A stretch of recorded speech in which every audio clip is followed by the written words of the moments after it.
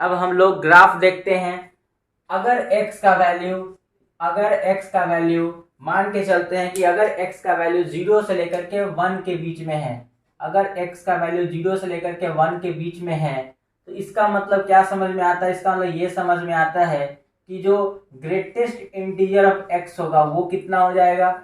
अगर x 0 और 1 के बीच में है, मतलब कि 0 और 1 के बीच कहने का मतलब हो गया कि वो 0.1 है, वो 0.2 है, वो 0.3 हो सकता है, वो x 0.5 हो सकता है, 0.7 हो सकता है, लेकिन 1 नहीं हो सकता है क्योंकि 1 पे ओपन ब्रैकेट लगा हुआ है, या कह सकते हैं ओपन इंटरवल है। तो इसका मतलब कि जब भी x 0 और 1 के बीच में रहेगा, और ऑफ कोर्स 0 ले सकते हैं आप यहाँ पे, तो जब भी x 0 और 1 के बीच में रहेगा तो उस टाइम पे उस सभी नंबर का ग्रेटेस्ट इंटीजर कहाँ मिलेगा? 0 मिल जाएगा, क्योंकि 0.1 के भी जस्ट पहले कौन सा इंटीजर मिलेगा? 0।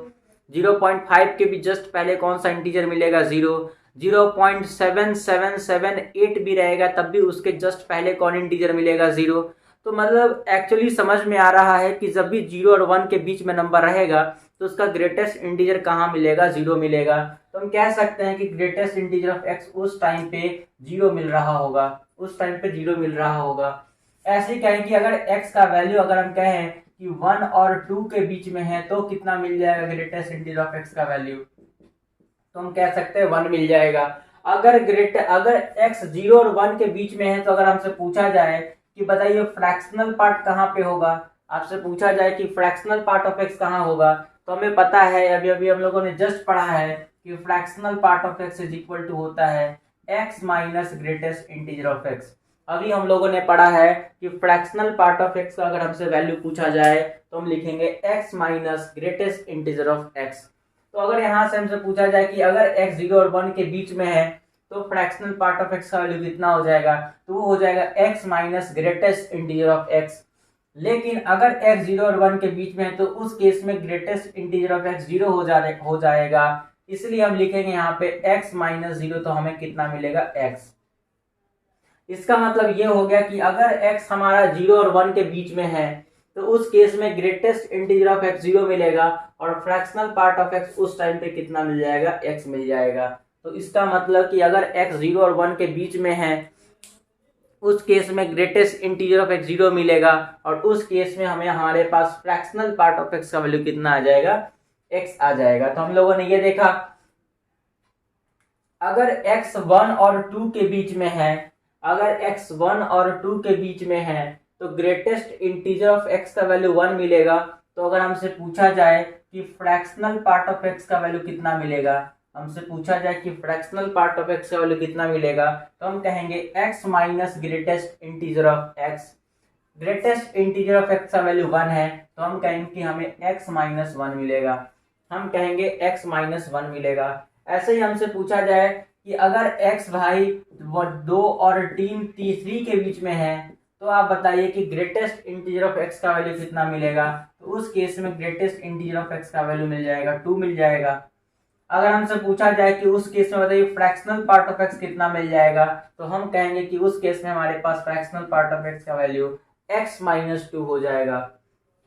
अब थोड़ा सा हम निगेटिव के लिए चलते हैं। अब हम लोग थोड़ा सा निगेटिव के लिए चल के देखते हैं कि निगेटिव के लिए क्या होता है। तो ऐसे ऐसे करते करते करते हम लोग ऐसे पॉजिटिव की तरफ चलते चले जाएंगे। कुछ और केसेस भी ले लेते हैं जो निगेटिव साइड के लिए भी थोड़ा सा हो जाए। तो अगर हम कहें कि x अगर -1 और 0 के बीच में है तो कितना होगा, तो हम कहेंगे कि उस केस में ग्रेटेस्ट इंटीजर ऑफ x का वैल्यू -1 होगा। उस केस में हम कहेंगे कि ग्रेटेस्ट इंटीजर ऑफ x का वैल्यू -1 होगा, विच इम्प्लाइज दैट अब अगर हमसे पूछा जाए कि फ्रैक्शनल पार्ट ऑफ x कितना हो जाएगा, तो हम लिखेंगे कि x प्लस 1 हो जाएगा। हम कहेंगे x प्लस 1 हो जाएगा। क्यों हो जाएगा x प्लस 1? क्योंकि हमें पता है फ्रैक्शनल पार्ट ऑफ x का वैल्यू, हमें पता है कि फ्रैक्शनल पार्ट ऑफ x का value x minus greatest integer of x होता है। तो x minus greatest integer of x का वैल्यू -1 है, तो निगेटिव इंटू निगेटिव हो जाएगा पॉजिटिव, इसलिए हम लोगों ने लिखा x प्लस 1। तो जब भी हमसे पूछा जाए कि x का वैल्यू अगर -1 और 0 के बीच में है तो फ्रैक्शनल पार्ट ऑफ x का वैल्यू कितना आ जाएगा, तो हम लिखेंगे x प्लस 1। अगर हमसे पूछा जाए कि x बिलोंग करता है, अगर x पूछा जाए कि x बिलोंग करता है -2 से लेकर के -1 के बीच में, तो हमसे पूछा जाए कि बताओ उस केस में ग्रेटेस्ट इंटीजर कितना होगा। तो ग्रेटेस्ट इंटीजर होता है उसके जस्ट पहले वाला इंटीजर बताना है, तो हमारे पास हो जाएगा -2। हमसे पूछा जाए कि बताइए उस केस में फ्रैक्शनल पार्ट ऑफ x कितना हो जाएगा, तो उस केस में हम लोग लिखेंगे फ्रैक्शनल पार्ट ऑफ x हो जाएगा, कितना हो जाना चाहिए, उस केस में हो जाएगा हमारे पास x+2। तो ऐसे करके हमारे पास ये जो ऊपर वाले हो गए, ऊपर वाले सब हो गए पॉजिटिव वाले लोग, और जो नीचे वाले लोग हम लोगों ने लिखा, ये सब हम लोगों ने कुछ पॉजिटिव के लिए लिख लिया था, अब हम लोगों ने कुछ निगेटिव्स के लिए लिख लिया है ना। अब इतना इंफॉर्मेशन एनफ है, इतना इंफॉर्मेशन एनफ है ग्राफ को ड्रॉ करने के लिए। तो इतने इंफॉर्मेशन के हेल्प से हम लोग क्या करते हैं, ग्राफ बना करके देखते हैं। ठीक है, तो जल्दी से इस वाले जो कॉन्सेप्ट है इसको आप जल्दी से अपने कॉपी पे लिख लीजिए और हम इसका ग्राफ बना करके दिखाते हैं। तो ये हमारे पास हो गया y एक्सिस,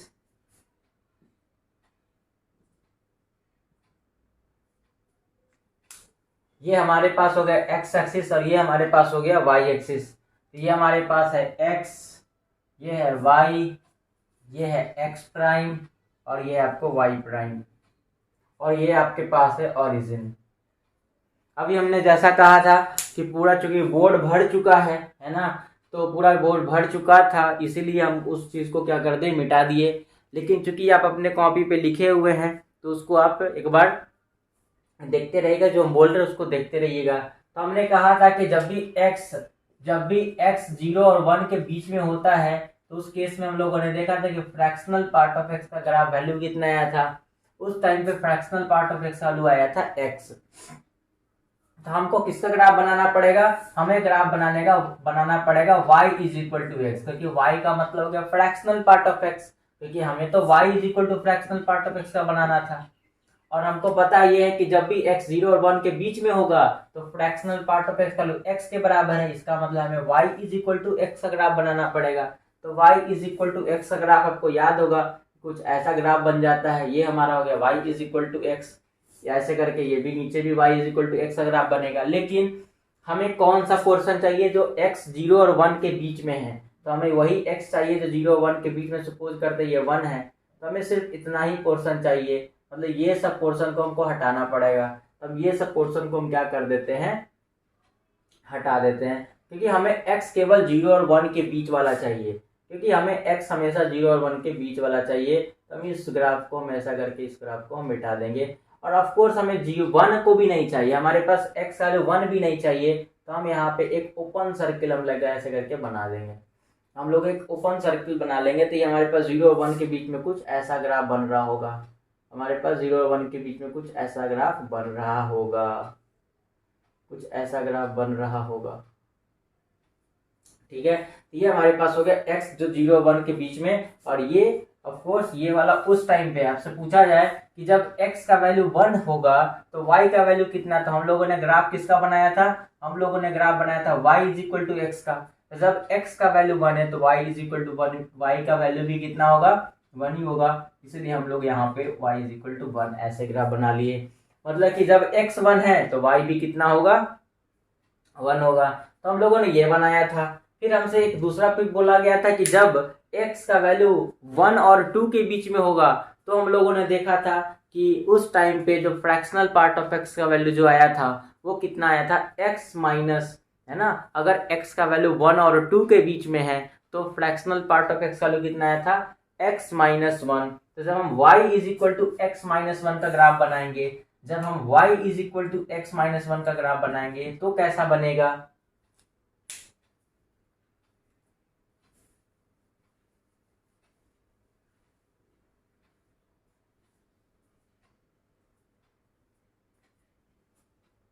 तो वो कुछ ऐसा बन रहा होगा, y is equal to x minus 1।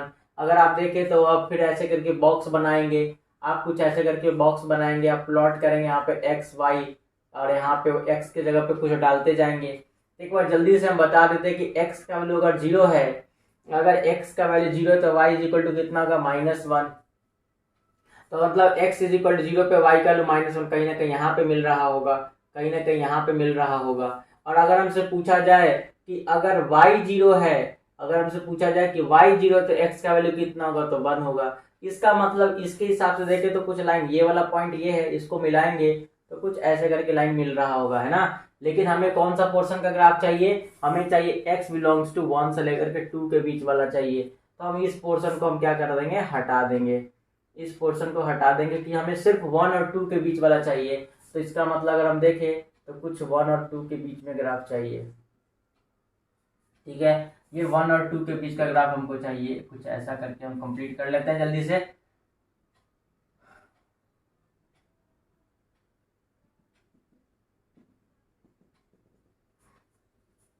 One और 2 के बीच में ग्राफ चाहिए तो कुछ ऐसा बन जाएगा। तो यहाँ पे हो गया ये भी, ये हो गया 1, क्योंकि इसका वैल्यू 1 ही आएगा, क्योंकि जब आप 2 रखेंगे ना तो इसका वैल्यू 1 ही देगा। अगर आप देखें तो x के जगह पे 2 रखेंगे तो y इज इक्वल टू 2 - 1, तो y इज इक्वल टू 1 ही आएगा। मतलब कोई भी जो ग्राफ होगा ना वो हमेशा 1 से ऊपर तो पक्का नहीं जाएगा और 1 पे भी नहीं पहुंचेगा, क्योंकि 1 पे भी ओपन सर्किल है। तो कुछ ये ऐसा बनेगा। तो जो ग्राफ बन के आएगा, ये जो पोर्शन है, ये जो ग्राफ हम बनाए हैं, ये ग्राफ बना है y is equal to x - 1 का। ऐसे 2 और 3 के बीच में जब ग्राफ बनाना होगा तो कितना आ जाएगा, वो आ जाएगा y is equal to x - 2। जब आप x - 2 का ग्राफ बनाएंगे हम तो कुछ ऐसा बन रहा होगा। जब y is equal to x - 2 का ग्राफ बनाएंगे तो कुछ ऐसा बन रहा होगा। ऐसे 3 और 4 के बीच में बनाएंगे तो वो भी कुछ क्या बन रहा होगा, कुछ ऐसा बन रहा होगा, है ना, कुछ ऐसा बन रहा होगा। तो ये हमने ग्राफ किसका बनाया था, y is equal to x - 2 का। ये जो ग्राफ हमने बनाया है, ये जो हमने ग्राफ बनाया है वो बनाया है y is equal to x - 3 का। और ऐसे ये ग्राफ आगे बढ़ते रहेगा। ऐसे ही यहाँ पीछे के लिए बनाते जाएं, क्योंकि आपको याद होगा कि जब x का वैल्यू -1 और 0 के बीच में था तो कैसा ग्राफ बनाया था, तो उसका वैल्यू कितना आया था, y is equal to x + 1। जब इसका हम ग्राफ बनाएंगे तो कुछ ऐसा बन रहा होगा, है ना। जब इसका बनाएंगे तो कुछ ऐसा। फिर इसी तरीके से इसके लिए हम बनाएंगे -2 और -1 के लिए, तो हमारे पास कुछ ये आ रहा है, ठीक है। ऐसे ही इसके लिए हम बनाएंगे, ये हमारे पास ओपन सर्किल है। अगर -3 और -2 के लिए बनाएंगे तब भी कुछ ऐसा बन रहा होगा, है ना। ये सब पे तो क्लोज आएगा। ऐसा क्यों होगा, क्योंकि जब हर इंटीजर पे वैल्यू भी जस्ट बताया गया था कि जब भी x का वैल्यू इंटीजर होगा तो उस केस में वैल्यू कितना आते जाएगा, 0 आते जाएगा। तो ये कुछ ऐसा ग्राफ बनते चला गया है, ठीक है। ये हमारे पास कुछ ऐसे करके ग्राफ बनते चले जाएंगे, ठीक है। ये ग्राफ है और आप देख सकते हैं ये लाइन, हर जो लाइन देख रहे हैं ये सारे के सारे लाइन पैरेलल नहीं होंगे, क्योंकि आपको पता है क्लास 11th में हम पढ़े हैं किसी भी लाइन का एक जनरली अगर मतलब स्टैंडर्ड फॉर्म पूछा जाए तो y is equal to mx + c, जहाँ पे ये m किसको दिखाता है, m दिखाता है स्लोप को, m दिखाता है स्लोप को। और आपने ये पढ़ा है कि जब भी दो लाइन एक दूसरे के पैरेलल है तो दोनों लाइनों का स्लोप क्या होगा, इक्वल होता है। तो आप देख सकते हैं हर लाइन का, यहाँ पर भी y is equal to mx है तो m का वैल्यू 1 कर रहा है, यहाँ पर भी m का वैल्यू 1 काम कर रहा है, यहाँ भी m का वैल्यू 1 है, यहाँ भी m का वैल्यू 1 है। चाहे इसके लिए हम बात करें कि इसका इक्वेशन कैसा आया था, इस लाइन का ड्रॉ किया गया है यहाँ पे, तो ये ड्रॉ किया गया था y is equal to x + 1 का, ये ड्रॉ किया गया था y is equal to x + 2 का, ये ड्रॉ किया गया था y is equal to x + 3 का, है ना। तो सारे लाइनों का स्लोप क्या है, यहाँ पे इक्वल है। क्योंकि सारे लाइनों का स्लोप इक्वल है इसलिए जितने भी आप देख रहे हैं ऐसे करके सब एक दूसरे के क्या दिख रहा है, आपको पैरेलल दिख रहा है, दिख रहा नहीं है, बिल्कुल पैरेलल है। उसके बाद अगर आपको पूछा जाए कि इस लाइन का इक्वेशन क्या होगा, तो याद रखिएगा कि जिस पॉइंट से निकल रहा होगा ना उतना ही x में घटा देना है। जैसे अगर आपसे पूछा जाए कि इस लाइन का इक्वेशन क्या है, तो बहुत इजीली आप बता सकते हैं y is equal to x, और क्या घटाना है, जहां से जिस पॉइंट से निकल रहा है, किस पॉइंट से निकल रहा है, 4 से निकल रहा है, तो यहाँ पे इस लाइन का इक्वेशन हो जाएगा x - 4। अगर आप मान लो 10 से लाइन निकल रहा होता, मान लो आगे चल करके 10 भी आएगा, अगर उस 10 से लाइन निकल रहा होता तो उस लाइन का इक्वेशन क्या लिख रहे होते हम, तो उस लाइन के इक्वेशन हम लोग लिखते हैं y is equal to x - 10, है ना।